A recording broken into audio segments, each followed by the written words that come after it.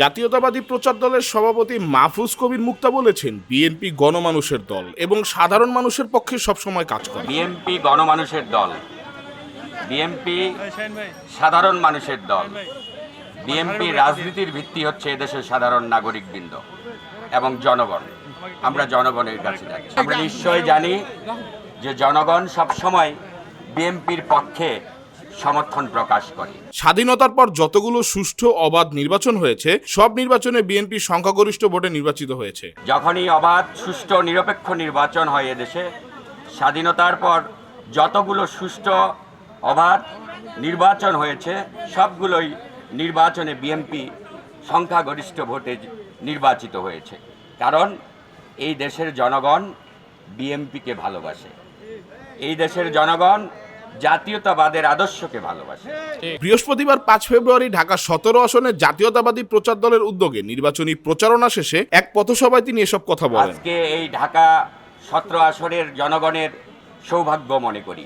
এই গণ অভ্যুত্থানের মহানায়ক, যিনি 5ই আগস্ট এই ঘটনার যিনি কুশীলব হিসেবে নেতৃত্ব দিয়েছেন সুদূর প্রবাস থেকে, যিনি 17 বছর লড়াই সংগ্রাম করে এই আন্দোলনের সফল আন্দোলনের মাঠ রচিত করেছেন, আমাদের প্রিয় নেতা, এদেশের জাতির প্রিয় নেতা তারেক রহমান। তিনি প্রধানমন্ত্রী হবেন।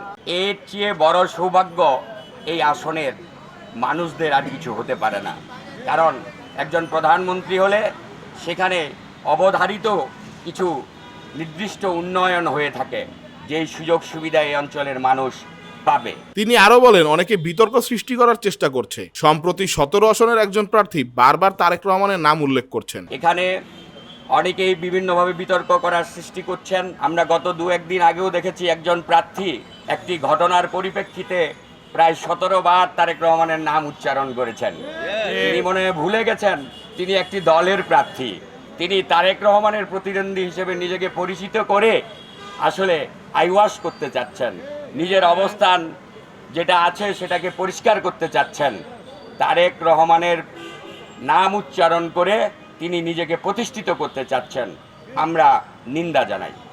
আপনি আপনার দলের ম্যানিফেস্টো নিয়ে জনগণের কাছে যান। আপনারা এ দেশের জন্য কি করবেন, এই আসনের মানুষের জন্য কি করবেন, তার জন্য মানুষের কাছে যান। তিনি অভিযোগ করেন, এই প্রতিদ্বন্দ্বীরা ধান্দাবাজি করছে। তার 71, 75, 81, 87 এবং 96 সালে ধান্দা করেছে। আপনি তারেক রহমানের প্রতিদ্বন্দ্বী বলে নিজেকে জাহির করে কি ধান্দা করছেন? আপনারা তো ধান্দাবাজি। আপনারা 71-এ ধান্দামি করেছেন, আপনারা 75-এও করেছেন, আপনারা 81-এও করেছেন, আপনারা 87-তেও করেছেন, আপনারা 91 সালেও করেছেন, আপনারা 96 সালেও করেছেন। আপনাদের চরিত্র জাতি জানে। এ জাতি, এদেশের মানুষ আপনাদের চরিত্র জানে।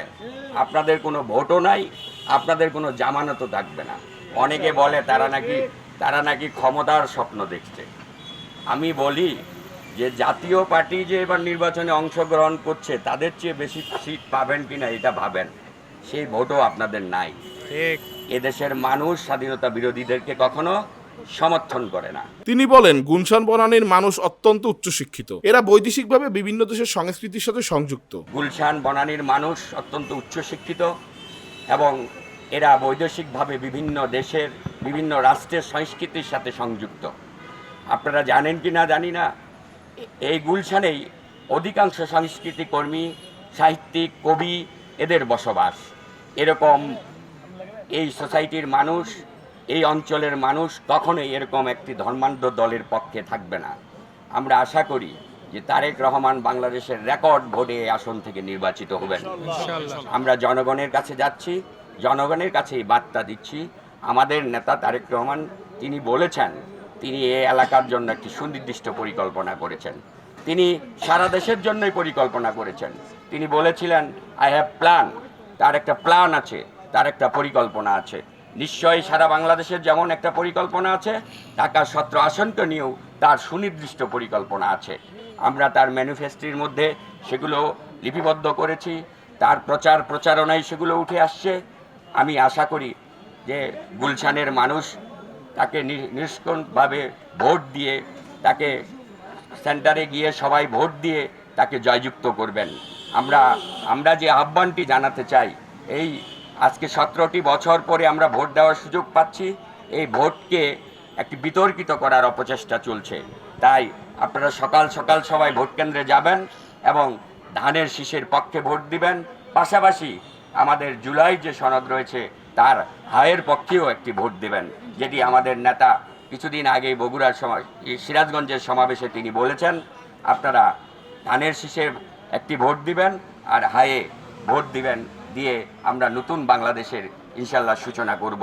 আজকে আমাদের এই দেশের গণতন্ত্রের সংকটকালে আমাদের যেমন শহীদ প্রেসিডেন্ট জিয়াউর রহমান এই দেশকে আমাদের স্বনির্ভর করেছিলেন, স্বপ্ন দেখিয়েছিলেন এবং এই দেশের স্বাধীনতা সার্বভৌমত্ব রক্ষা করেছিলেন, তেমনি আমাদের আপসহীন নেত্রী দেশনেত্রী বেগম খালেদা জিয়াও কিন্তু এই গণতন্ত্রকে রক্ষা করে গেছেন। আপনাদের সাধারণ মানুষের অধিকারের জন্য তিনি আজীবন লড়াই করে গেছেন। সেই জায়গা, সেই ধারাবাহিকতায় তার যোগ্য উত্তরসূরি হিসেবে তারেক রহমান আজকে এই জাতির নেতৃত্ব দিচ্ছেন। যেমন আন্দোলনের নেতৃত্ব দিয়ে তিনি আন্দোলনের ক্ষেত্র তৈরি করেছেন, আন্দোলনকে সফল করেছেন, আজকে মানুষের আশা জাগানোর একটি পথ তিনি সুগম করেছেন। ইনশাল্লাহ 12 তারিখের এই ভোটের মাধ্যমে আপনাদের যে স্বপ্ন, নতুন বাংলাদেশের যে স্বপ্ন, সেই স্বপ্ন ইনশাল্লাহ জাতীয়তাবাদী দল এবং তারেক রহমানের নেতৃত্বে বাস্তবায়িত হবে। জাতীয়তাবাদী প্রচার দলের সভাপতি মাহফুজ কবির মুক্তার সভাপতিত্বে ও সিনিয়র যুগ্ম সাধারণ সম্পাদক ওয়াহিদুজ্জামান ডাবলুর পরিচালনায় বক্তব্য রাখেন জাতীয়তাবাদী প্রচার দলের সাধারণ সম্পাদক আকবর হোসেন, সহসভাপতি আজিজুস সামাদ, দপ্তর সম্পাদক মোহাম্মদ সাইফুল ইসলাম, স্বাস্থ্য সম্পাদক doctor Mizanur Rahman. NID card সংগ্রহ করছে, বিকাশ নম্বর সংগ্রহ করছে, তাদের এই সমস্ত অপকর্মের দাঁত ভাঙা জবাব আমরা প্রতিরোধ করে দেব। ক্রান্তিকালে যখন কোনো সরকার ছিল না, সেই সময়ে শহীদ প্রেসিডেন্ট জিয়াউর রহমান সেই ক্রান্তিকালে বাংলাদেশের হাল ধরেছিলেন এবং বাংলাদেশকে সঠিক রাস্তায় ফিরিয়ে এনেছিলেন। উপস্থিত ছিলেন কামাল উদ্দিন আহমেদ, রুবেল হৃদয়, জাফর তালুকদার, শামীম রেজা, রাশেদ, ডাক্তার তারিক, সাগর আহমেদ নিয়াজ, সোহাগ ইসলাম, রুবেল আহমেদ, রনি তালুকদার, আলামিন, রকিবুল ইসলাম রাফি, ইবা আফরিন, ফজলে রাব্বি সহ জাতীয়তাবাদী প্রচার দলের নেতৃবৃন্দ।